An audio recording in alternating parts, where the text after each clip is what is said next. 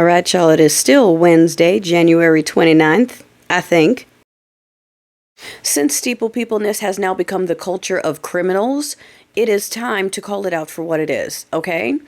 I don't care about the good apples. I don't care about the ones that aren't like that. We're not going to sit here and not go after them because of the ones that aren't like that. Okay. The opportunity for that was before when we told y'all to go get your people because you were like, they don't represent us. They're not the real, you know what? And we said, yeah, we know that, but you need to go get them because it's not on us to differentiate between y'all. Y'all need to get your people in check, and y'all did not get your people in check. So now, I'm not saying open season, but know that we're going for the steeple people. And by going for, I mean calling them out. I mean no longer normalizing this shit where they release criminals onto the streets and then talk about how happy it makes them feel to see a child taken from their parents. We're not going to listen to people who said that that family who is here picking strawberries for $2 a bushel, okay, is more dangerous than the felons that they follow, the convicted PDF that's their pastor's brother that they sit next to, the 1,500 criminals they released back into the streets. All of those are fine, okay? The dude they're testing, or not testing, but, you know, talking to for the health thing, who's like, oh yeah, I credit heroin for getting through college, and I put rodents in blenders for entertainment, and I don't know why some of y'all are watching the confirmations, because you know they're all getting in, but that, again, just leads to the point, okay?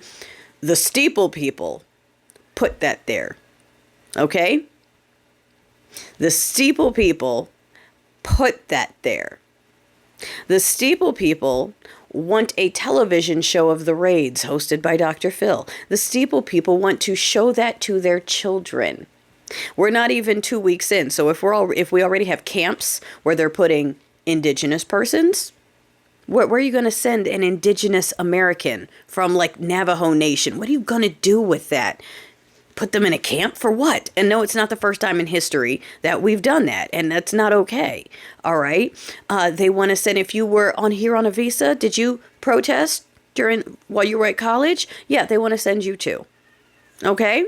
And yes, these are international crimes at that point, to start just holding people in camps for no reason, especially when they don't actually have anything on their record. They didn't actually do anything except exist. Okay. So the people that align themselves with that press secretary chick, you know, the chick with the cross the size of someone who's trying to scare away Nosferatu, she's 27 with a 60-year-old husband, and they will not disclose how they met. That is what those people are trying to normalize. All right. So here's this person who doesn't have an independent thought in their brain, who is told to stand up there and just defend the agenda with full attitude. And that's what they do. And she is every one of those steeple people Nancy's, if you live in a town like mine, Temecula, that you've seen. Okay. Full of self-righteous, pompous anger, fuming and just foaming with hate and disdain, and this attitude of they're above us and smarter than everyone, and that they have some sort of edict and they're acting on behalf of a deity. Enough. Okay? Enough. We're not going easy on them now, because that one over there might be one of the good ones. We have no more time for that. If you're a good one, you need to make that clear, because these other ones, let me tell you, if I see the shit on your car, I see flags, crosses, fish, anything like that, you're getting my waving finger. I'm pointing, I'm laughing. Okay? If I see it on your house, same thing. If I hear you say the same way they talk when they hear people speak in Spanish and they feel entitled to go, excuse me, you better speak American. I want to see that energy when they're doing their public prayers.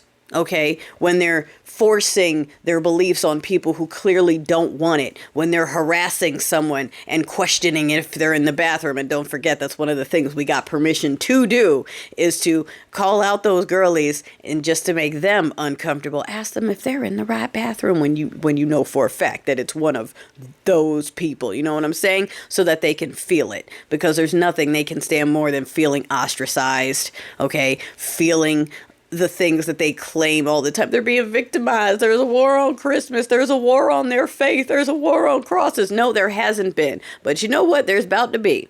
Because you guys have rode that self-righteous high horse all the way into the worst you have to offer, the bottom of the fucking barrel being at the top of the list. Just to rub it in. Just to rub it in that the worst of you is better by default than anyone else.